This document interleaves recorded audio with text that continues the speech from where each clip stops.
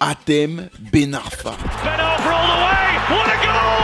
L'enfant terrible du football français et pourtant à la fois son plus grand espoir. Il a souvent été comparé à Zinedine Zidane, peut-être un peu trop tôt dans sa carrière, et a finalement brillé par ses embrouilles successives avec ses entraîneurs et tous ses rendez-vous manqués tout au long de sa carrière.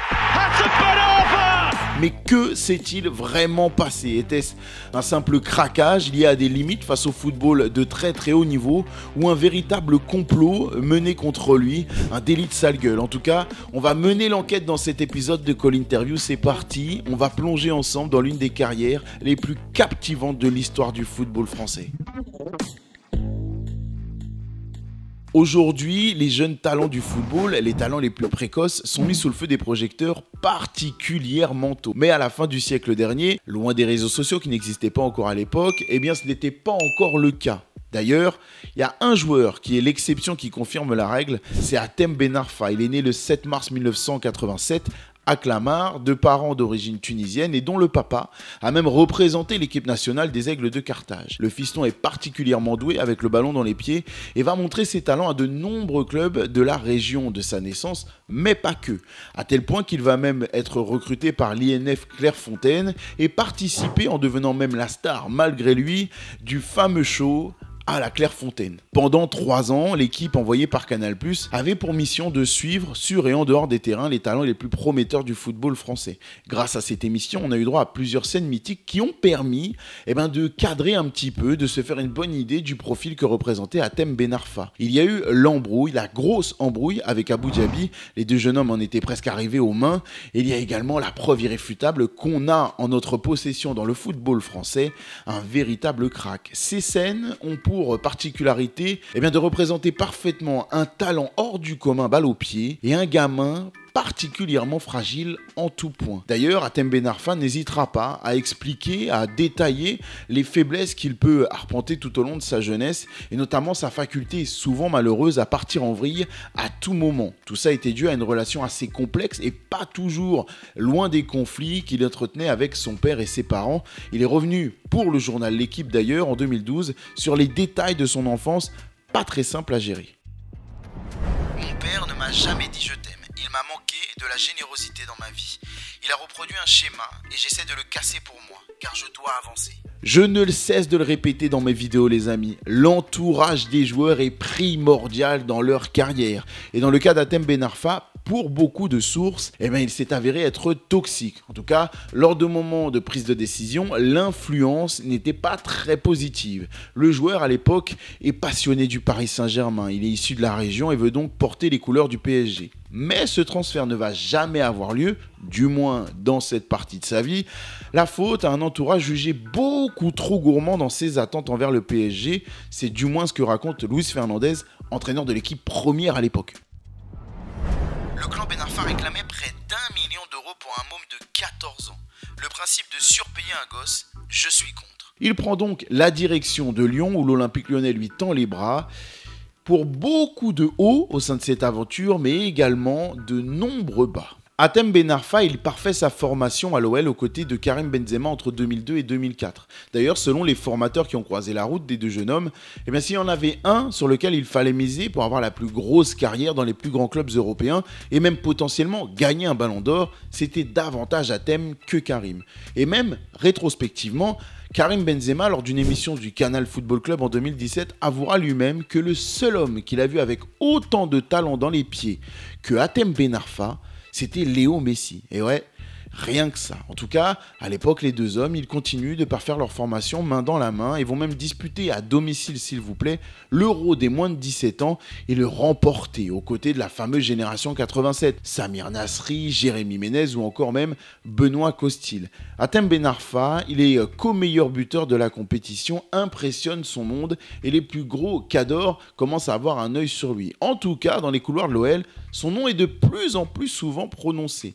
À 17 ans, il fait ses débuts en professionnel sous les ordres de Paul Le Guen, mais qui ne lui fait qu'à peine confiance. Très peu de matchs disputés, 14 au total, seulement 3 titularisations et un bilan comptable en termes de statistiques particulièrement faible. C'est pas assez pour lui qui rêve de bien plus grand, mais pas facile au sein de cet OL, déjà en train d'écraser la Ligue 1, fort de ses 3 titres de champion de France remportés via le championnat uniquement déjà, de se faire une place au soleil avec un tel effectif pour un jeune homme.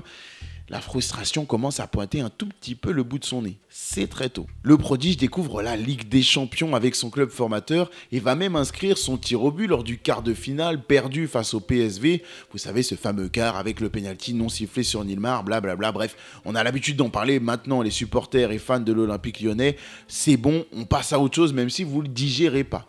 Mais les tensions en interne, elles montent avec Paul Le Guen et la mère du joueur va même aller jusqu'à dire à son agent que si Paul Le Guen n'a pas titularisé Hatem Ben Arfa lors de sa semaine d'anniversaire, c'est uniquement parce qu'il était raciste. Ouais, rien que ça. En tout cas, vous comprenez que le ton monte, la tension monte en interne entre le joueur et son entraîneur.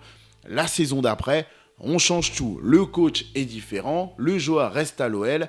Mais on a un petit peu le même schéma qui se met en place sous les ordres de Gérard Rouillet. Des matchs ici et là, 16 matchs disputés, peu de titularisation, 2 buts marqués, 3 passes décisives.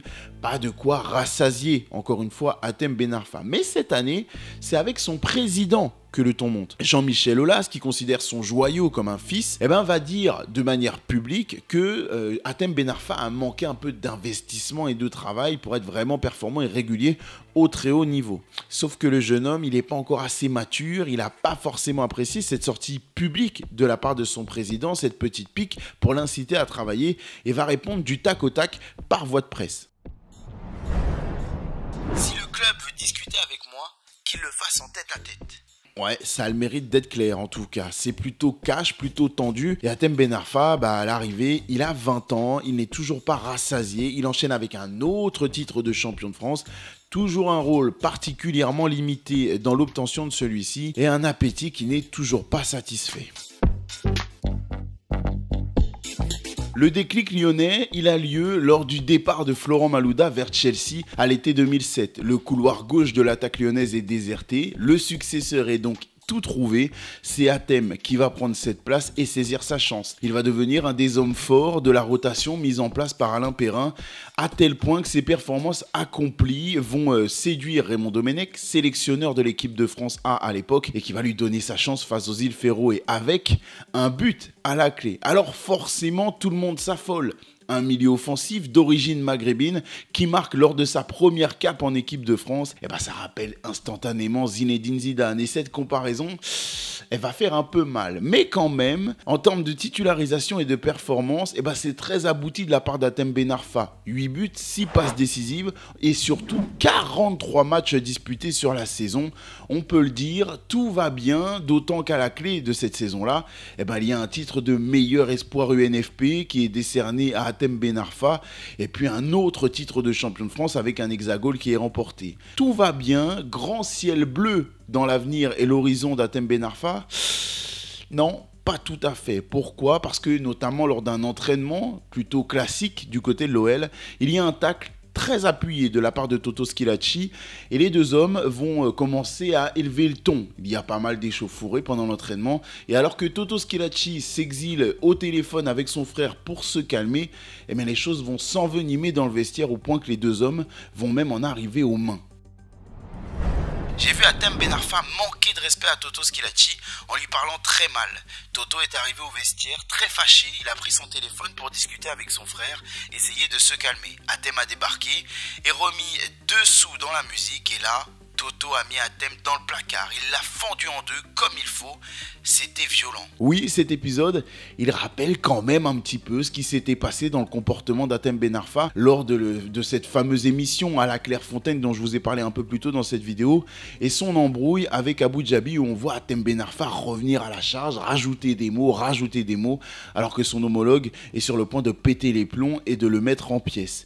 Même quand tout va bien, il semblerait qu'Hatem Ben Arfa ait ce besoin de venir un peu tout gâcher. La faute, notamment, à des promesses du monde du football qui sont assez régulièrement perfides et qui peuvent mettre à mal les profils les plus sensibles, les plus vulnérables, dont faisait partie psychologiquement Hatem Ben Arfa. Après une énième très belle performance contre Toulouse, les agents ont commencé à lui promettre monts et merveilles. Hatem s'est relâché.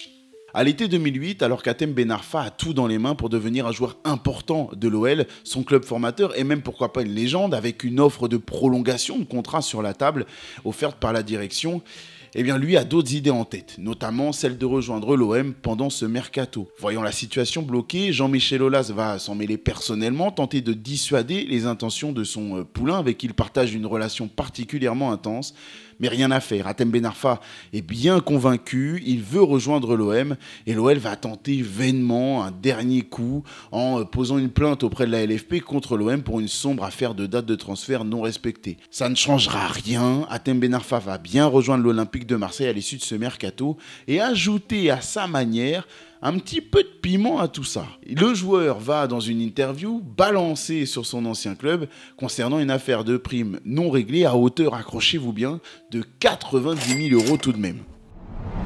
C'est leur spécialité d'être un peu mesquin. Dans le vestiaire, tous les joueurs se plaignaient qu'il leur manquait toujours quelque chose sur leur fiche de paye. Sauf que quelques jours plus tard, de manière assez banale et classique après un transfert, un intendant de l'OL va venir vider le casier d'Hatem Ben Arfa. Dans ce casier, il trouvera des vêtements, des tenues d'entraînement, quelques enveloppes, des papiers qui volent dans tous les sens, et notamment une enveloppe contenant le fameux chèque de 90 000 € correspondant au montant des primes que le club devait verser à Hatem Ben Arfa et dont il s'est plaint publiquement. Ça paraît un peu gros, tout le monde dira de son avis. Est-ce que c'est Ben Arfa qui manquait de sérieux comme son image le prétend dans la tenue de ses affaires administratives, ou est-ce que c'est une manière un peu mesquine de l'OL d'essayer de s'accrocher aux branches et de sortir blanc comme neige de cette histoire et des accusations de son ancien joueur?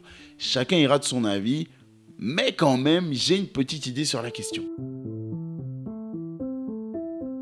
Nouveau vestiaire, nouvelle vie sous les ordres d'Éric Guéretz à l'OM et baptême du feu incroyable dans un match 4 buts partout face à Rennes. Buteur et passeur décisif, il a impressionné ses coéquipiers et en premier lieu, Souleymane Diawara. Hatem Ben Arfa, c'est trop. C'est le niveau de Messi ce mec. Je suis pas un fou, je sais ce que je dis. Hatem sur une table, il peut te dribbler. Hatem c'est un phénomène ce mec. C'est dommage pour lui, pour sa carrière, parce qu'il méritait beaucoup mieux, mais c'est abusé techniquement. Même j'ai vu une fois une interview où je crois que Neymar l'appelle Phénoméno. Si un mec comme ça appelle Hatem Phénoméno, je sais pas comment, c'est que c'est quelqu'un. Mais encore une fois, les problèmes, ils arrivent un peu trop vite. Alors qu'il est en pleine bourre avec 3 matchs consécutifs dans lesquels il va marquer à chaque fois, Hatem Ben Arfa est laissé sur le banc lors du match de la saison. Grosse décision d'Éric Guéretz qui décide de s'en passer dans la rencontre face au Paris Saint-Germain. Le joueur est vexé, touché dans son orgueil et au moment d'entrer en jeu à la demande de son coach, il va tout bonnement refuser et assister à la défaite des siens depuis le banc de touche, 4-2. Mais Éric Guéretz ne lui en tient pas trop rigueur parce qu'à l'issue de la saison, on compte 48 matchs disputés, 8 buts marqués, 6 passes décisives pour l'ancien joueur de l'OL. Il y a quand même un petit couac parce que Lyon n'est pas champion sans lui, non, mais Marseille ne le sera pas non plus avec lui. C'est Bordeaux qui chipe la première place avec une grosse saison de la part des Girondins. L'OM termine 2e alors que l'OL clôture le podium. Lors de la saison 2009-2010, gros changement à la tête de l'OM, Didier Deschamps débarque à la place d'Éric Guéretz avec les sabots et les exigences surtout de grands champions, des demandes et des attentes à outrance envers ses joueurs majeurs, dont fait partie Hatem Ben Arfa, qui aura forcément un peu de mal à suivre. Il va péter les plombs assez tôt dans la saison lors d'un entraînement et lâcher envers Didier Deschamps une grosse phrase « Tu me casses » devant tout le groupe. Faut en avoir pour oser s'exprimer ainsi envers Dédé. Derrière, la sanction, elle tombe assez rapidement. Pas de match dans le Classico face au Paris Saint-Germain. Le joueur ne joue un rôle que mineur dans la conquête du titre pourtant tant attendu par le joueur lui-même et tout l'encadrement, le club, les supporters de l'OM. 17 titularisations, seulement décisif à 6 reprises. On est loin du meilleur exercice réalisé par le prodige du football français. Alors oui, c'est vrai, Hatem Ben Arfa a 23 ans, c'est 5 fois champion de France et ça c'est tout bonnement prodigieux. Mais, parce qu'il y en a un, il n'a jamais été l'homme fort, l'homme important de la conquête d'un titre et ça que ce soit à l'OL ou à l'OM, à l'inverse de Mamadou Niang, qui, quand il revient sur la lecture des événements envers Hatem Ben Arfa, il y a un mot qui revient assez rapidement, c'est la déception. Hatem à l'entraînement, il faisait de ces trucs. Quand il avait envie, il était inarrêtable. Il te faisait gagner un match à lui seul. Mais quand il n'a pas envie, tu ne peux pu rien tirer de lui. C'est le plus gros regret de tout le monde. Pour Mamad, la raison qui est derrière ce fiasco, elle a déjà été nommée dans cette vidéo un peu plus tôt. Je vous parlais d'entourage. Son entourage, je ne sais pas ce qu'il lui mettait dans son cerveau, mais il devait lui mettre de la merde. Je lui parlais, il ne voulait rien savoir. Après s'être clashé avec son coach, il va s'en prendre à son président, le président d'acier en poste à l'OM. Il aurait trouvé un accord avec Newcastle, Hatem Ben Arfa, et ne s'imagine plus que fouler les pelouses de Première Ligue. Il va le faire savoir à son entraîneur, aurait même refusé de s'entraîner avant de convoquer son président dans son bureau en compagnie de ses conseillers. En réponse à cela, le président d'acier aurait convoqué une conférence de presse pour exprimer et mettre sur la table tout ce qui se passait avant de se raviser et d'affirmer qu'Hatem Ben Arfa serait bien olympien pour cette saison. La faute au départ de Mamadou Niang vers Fenerbahçe qui va complètement bouleverser les plans et rendre complètement dingue, en tout cas c'est la version de l'OM, Hatem Ben Arfa qui ne digère pas cette décision. Accrochez-vous parce que les propos du joueur, ils sont plutôt costauds. C'est parce que mes dirigeants se foutent de ma qu'aujourd'hui, je vous annonce que je suis prêt à mettre ma carrière entre parenthèses s'ils n'acceptent pas la prolongation de Newcastle comme c'était prévu au départ. Je ne retournerai pas à la commanderie, je ne suis pas un paquet de lessive, je ne suis pas de la... Je suis prêt au pire, je m'organiserai pour travailler physiquement. Hatem Ben Arfa retourne le bureau d'Acier et comme il l'avait fait 2 ans plus tôt avec Jean-Michel Aulas, il va obtenir gain de cause. Alors encore une fois, lecture des événements, qui croire dans cette affaire? Est-ce que l'OM n'a pas respecté sa parole dans les accords qui avaient été établis avec Hatem Ben Arfa au point de faire péter Hatem? Peut-être un petit peu dans la démesure dans sa réaction, ou est-ce que c'est simplement un caprice de star, comme essaie de le faire comprendre la direction de l'OM dans cette affaire? Chacun, encore une fois, ira de son avis, complot, manque de maturité de la présumée star. Dites-moi ce que vous en pensez en commentaire. Avant de filer en Angleterre, Hatem Ben Arfa aura même droit à une autre sélection en équipe de France, un 2e but. Mais bon, tout ça face à la Norvège a lieu dans une rencontre amicale et surtout dans un contexte de sanctions post-Naïsna et le naufrage qu'il a représenté. On n'est pas forcément pour récompenser les vraies performances très haut niveau de Hatem Ben Arfa. Mais finalement, au mois d'août, il va devenir officiellement un joueur de Newcastle et marquer pour son premier match face à Everton le seul but de la rencontre. Mais alors que ses débuts ont l'air d'être idylliques, tout va virer au cauchemar, la faute à un homme, Nigel de Jong. Le joueur hollandais avait quelques semaines plus tôt posé ses crampons sur le torse de Xabi Alonso et va ajouter Hatem Ben Arfa à son tableau de chasse avec un tacle terrible qui va résulter une fracture tibia-péronée pour Hatem Ben Arfa. Et comme si ce n'était pas suffisant, alors qu'il va tenter de revenir, il va subir une infection par staphylocoque doré dans l'hôpital insalubre, c'est le moins qu'on puisse dire, de Manchester, et même frôler l'amputation. Le joueur travaille, revient, mais va rechuter au mois d'avril. Il n'est pas épargné par cette blessure et ne rejouera pas de la saison. Bilan 4 matchs, 1 but lors de son premier match. C'est assez frustrant pour le joueur. Hatem Ben Arfa garde malgré tout la confiance de son club qui va lever l'option d'achat. Les Magpies veulent tenter le coup, y croient et vont être récompensés. Parce qu'Hatem Ben Arfa va vivre une préparation de saison particulièrement sérieuse et aboutie à tel point qu'il va arriver au top avec en ligne de mire cet Euro 2012 avec l'équipe de France. Il fait chavirer le cœur des Magpies qui sont présents à St James Park tout au long de la saison et va être même très important dans la 5e place obtenue à l'issue de la saison, dont ce but mémorable qui fait le tour de YouTube et qui va lui valoir face à Blackburn même la nomination au prix Puskás du meilleur but de l'année. Tout se passe bien, Hatem Ben Arfa se dirige assez logiquement par ses performances vers une participation majeure à un tournoi important avec l'équipe de France.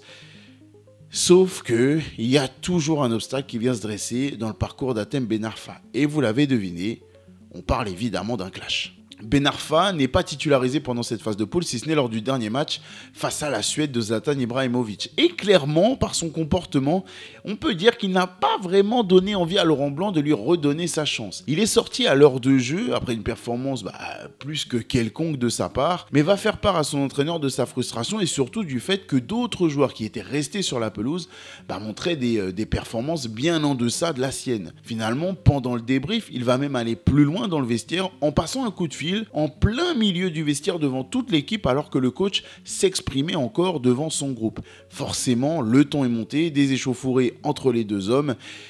Et derrière, ça montre encore une fois un degré d'immaturité d'Hatem Ben Arfa dans la gestion de ces événements un peu frustrants de sa part et surtout dans son ressenti. Et cette impression d'immaturité, elle va être confortée par une anecdote sortie par un ancien coéquipier d'Mbaba notamment. Un jour à l'entraînement à Newcastle, il est arrivé et m'a dit « Aujourd'hui, je ne fais de passe à personne ». On l'a regardé, mais comment ça ? Je ne sais pas pourquoi, il avait décidé qu'il ne ferait pas de passe lors de cet entraînement. Il n'a pas fait une seule passe. Ce qui s'est passé ? Il driblait tout le monde. Mais le joueur, lui, Hatem Ben Arfa, n'a jamais douté de ses compétences et surtout de ses ambitions qui restent intactes. Je sais que certains vont encore me prendre pour un fou, mais je rêve encore du Ballon d'Or. Je suis convaincu que c'est encore possible. Cette saison-là, le Ballon d'Or en question, c'est Cristiano Ronaldo qui en a hérité avec 55 buts marqués, alors qu'Hatem Ben Arfa, de son côté, en a marqué que 6. Lors de la saison 2013-2014, tout explose du côté de Newcastle pour Hatem Ben Arfa. Il perd sa place dans le 11 titulaire d'Alan Pardew et ne va être titulaire qu'à 16 reprises lors de la saison pour des stats faméliques, bien loin des attentes qu'on peut avoir pour un tel talent et pour un tel joueur. À tel point que les choses vont dégénérer le lendemain d'une gifle reçue par Newcastle face à Manchester United, 4-0. Il y a un échange viril, mais plus qu'irrespectueux et plus qu'incorrect avec son coach Alan Pardew, qui va finalement dire en conférence de presse derrière, je cite, « Hatem Ben Arfa est devenu impossible à gérer. » Le divorce est consommé et dans les dernières minutes du mercato de 2014, Hatem Ben Arfa est envoyé en prêt du côté de Hull City. Un conflit encore avec son coach encore et une fin en eau de boudin encore. Le joueur rêvait d'une Coupe du Monde 2014 remportée avec l'équipe de France au Brésil, terre du football. Et finalement, il subit un prêt dans les dernières minutes, un peu comme un malpropre dans un petit club du football anglais qui sera relégué à la fin de la saison. Ce passage à Hull City, il va tourner court et même très court. La faute à une prestation indigeste de la part d'Hatem Ben Arfa dans un match face à Manchester United à Old Trafford. Il sera remplacé à la 35e minute. Vous avez bien entendu et accrochez-vous bien, c'est pas terminé. Il aura couru moins que son gardien de but.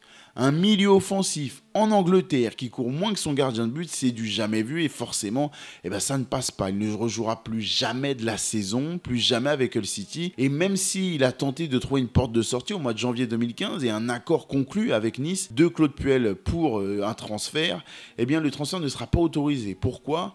Petit point de règlement, un joueur n'est pas autorisé à disputer au cours d'une même saison des matchs avec 3 équipes différentes. Hull City, Nice et donc Newcastle. Même si Newcastle n'était que des matchs amicaux, c'est quand même pris en compte par la FIFA qui n'autorise pas ce type de transfert. Par conséquent, le joueur va tout tenter, saisir la FIFA, saisir la LFP, même menacer d'arrêter sa carrière, mais rien n'y fera, il devra juste prendre son mal en patience avant de retrouver la Ligue 1.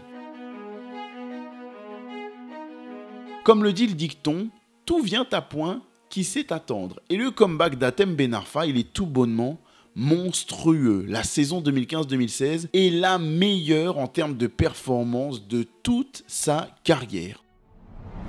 J'étais un espoir déchu et je ne peux accepter ça.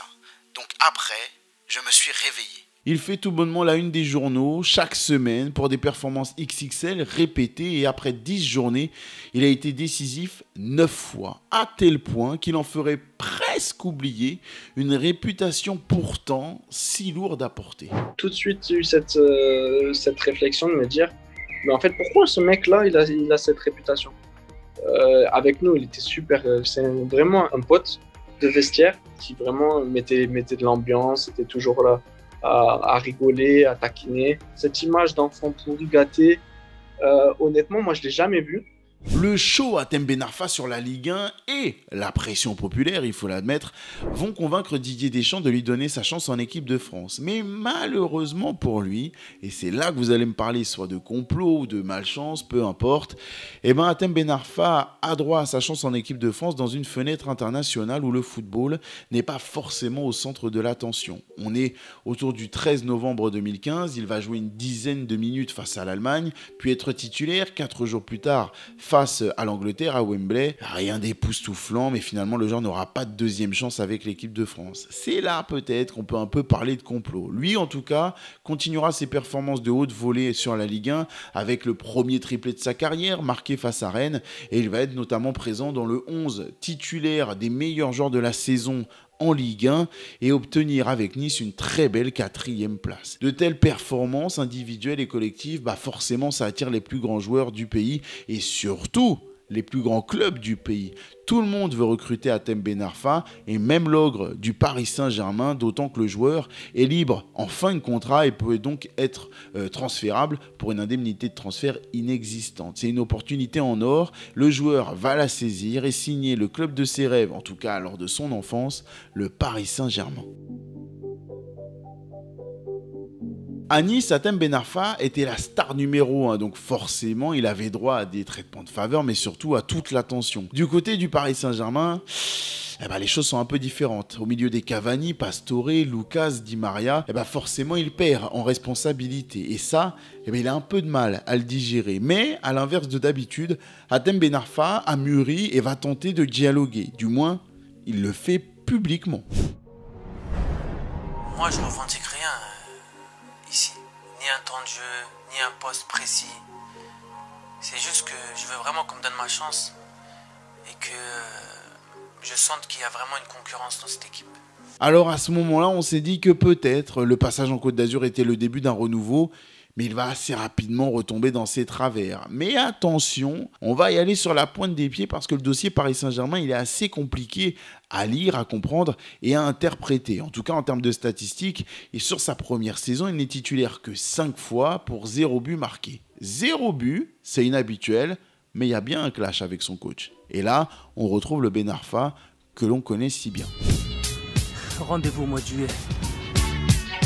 Quelques jours après la remontada subie par le Paris Saint-Germain face au FC Barcelone, Hatem Ben Arfa va décider de dire de but en blanc ses 4 vérités à son entraîneur Unai Emery, et notamment qu'il ne disputera jamais de match à un niveau supérieur que les 8e de finale de la Ligue des Champions, car il n'en a pas le niveau et les compétences.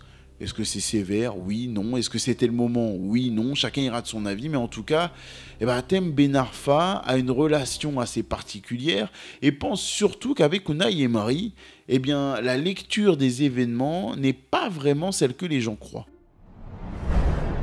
Je représentais un effet miroir pour lui. Je lui ai dit des petites vérités, il les prenait comme des coups de poing, comme en acupuncture. L'échange a été très court, il est sorti au bout de 10 minutes. Pas forcément besoin d'aller beaucoup plus loin quand on voit la tournure de la discussion. En tout cas, les arguments avancés par Unai Emery sont purement techniques. Le joueur est, selon lui, pas assez ouvert pour le collectif, un peu trop individualiste, pas assez vif ni assez tonique pour les déplacements qu'il exige, notamment dans le repli défensif, et va donc expliquer que c'est pour cette raison qu'il n'aligne pas Hatem Ben Arfa sur toutes les saisons où il sera à la charge du Paris Saint-Germain. Mais quand on s'embrouille avec son coach, la pire chose à faire, c'est d'aller s'embrouiller avec son président. Et ça, Hatem Ben Arfa, il a eu l'occasion de l'apprendre tout au long de sa carrière, et via tous les clashs qu'on a pu énumérer dans cette vidéo, mais il n'y manquera pas, il va reproduire ce schéma-là. Hatem Ben Arfa va s'en prendre à Nasser El Khelaifi directement devant l'émir du Qatar, propriétaire du club. On est à la sortie d'un entraînement, le joueur va saluer son président et l'émir du Qatar présent, comme tous les autres joueurs présents à l'entraînement, et lâcher une petite phrase sur le ton de la rigolade, disant qu'il était content de voir l'émir parce qu'il a beaucoup de mal à dialoguer avec Nasser El Khelaifi. Ça ne fait pas du tout rire ce dernier, qui ne va pas manquer Hatem Ben Arfa au tournant. Il se sent humilié et va donc punir son joueur d'une manière assez exemplaire. 0 seconde de disputé sur l'intégralité de la saison, et surtout Hatem Ben Arfa est simplement mis au placard. Le joueur est sanctionné, mais finalement, est-ce que c'est simplement de l'immaturité de la part d'Hatem Ben Arfa? Il y en a, c'est clair, mais le joueur, dans toute cette aventure avec le Paris Saint-Germain, aura tenté des choses. Maladroitement, certes, publiquement alors que ça aurait dû être fait en interne, certes, mais le joueur aura tenté de dialoguer, de prendre son mal en patience,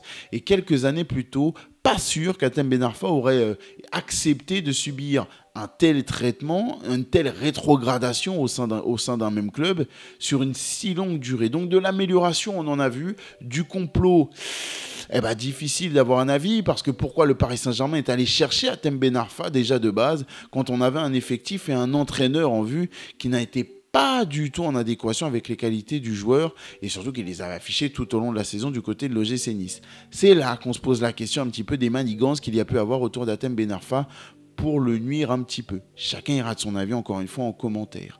Derrière, il va rebondir, et ce sera du côté de Rennes. Et ce rebond, il va avoir en point d'orgue une belle revanche prise contre Nasser El Khelaifi et le Paris Saint-Germain. Rennes, club d'Hatem Ben Arfa, et le PSG se retrouvent en finale de la Coupe de France. Et lors du protocole d'ouverture de la cérémonie, Hatem Ben Arfa va tout bonnement refuser de saluer et serrer la main de Nasser El Khelaifi. Par contre, à l'issue de la rencontre, remportée par Rennes au tir au but, Hatem Ben Arfa ne manque pas de montrer sa médaille à son pire ennemi et de jubiler en interview à sa manière, avec pas mal de piquant. Dans la vie, il ne faut jamais sous-estimer son adversaire. Un jour, il revient plus fort. C'est comme pour Rabiot. Petite parenthèse, Rabiot, transfert à l'Olympique de Marseille cet été. Je pense que le PSG espère une revanche un peu moins difficile à avaler, en tout cas du côté des supporters. Mais par la suite, c'est toujours pas aussi glorieux. Conflit avec Olivier Létang, qui était à l'époque au Paris Saint-Germain, qui est désormais devenu le président de Rennes et qui ne veut pas le conserver malgré une belle saison avec 9 buts, 6 passes décisives, 41 matchs disputés, et à l'arrivée, aucun gros club ne décide de se manifester pour enrôler Hatem Ben Arfa, qui avec beaucoup de classe va poster sur Instagram une réaction à tout ça. Aucun challenge qui m'a été proposé ne m'a excité. Comme avec une femme, si elle ne t'excite pas, laisse tomber, frère. Beaucoup de classe. La suite, finalement, ce sera du chômage, puis une pige très courte du côté de la Real Sociedad pour 158 minutes de jeu disputées, 5 petits bouts de match, et puis s'en va. Rebond, sans âme, du côté de Bordeaux, puis Lille, avec un clash face à Jocelyn Gourvenec, son coach du côté de Lille, qui qualifiera le comportement de Ben Arfa comme étant quelque chose qu'il n'avait jamais vu de sa carrière. Oui, Hatem Ben Arfa, finalement, pour un mea culpa honorable, dira en 2016, en revenant un petit peu sur les dessous de sa vie et notamment de son enfance, des explications qui permettent de comprendre un peu mieux les traits de caractère du bonhomme. Je n'ai pas eu une grosse éducation, j'ai été médiatisé très jeune, je n'ai pas eu le temps de me construire. Quand on enlève les titres remportés sous le maillot de l'OL, forcément on voit que le palmarès d'Hatem Ben Arfa, c'est un peu maigre les amis. Et ça peut se voir également en équipe de France. 15 sélections, 2 buts marqués, c'est autant de matchs que Marvin Martin par exemple. Sans lui faire offense, j'ai adoré Marvin que j'ai reçu dans Call Interview il y a quelques années. Allez voir cette vidéo d'ailleurs. Mais c'est pas sur le papier un joueur du même standing que Hatem Ben Arfa. Et quand on voit les performances répétées de Karim Benzema au plus haut niveau, 5 Ligues des Champions, un Ballon d'Or et une vraie empreinte laissée sur le football international, on se dit que c'est un peu maigre pour Hatem Ben Arfa. Alors quel gâchis, c'est en tout cas le ressenti que j'en ai. Mais est-ce que c'est du complot? Est-ce que les clubs et les grands dirigeants se sont acharnés sur Hatem Ben Arfa, qui était un peu plus difficile à gérer, mais qu'on a un petit peu pointé du doigt lorsque les choses tournaient mal pour avoir un bouc émissaire? Ou est-ce que c'est vraiment de la maladresse, de l'incompréhension, une incompatibilité avec le football de haut niveau et ses codes, et un manque de maturité d'Hatem Ben Arfa qui a bousillé sa carrière? Dites-moi tout ça en commentaire les amis, j'ai hâte de vous lire. En tout cas, on se retrouve très vite dans Call Interview avec d'autres parcours incroyables comme celui d'Hatem qui nous passionne parce que j'adore faire ça avec vous. Allez, ciao!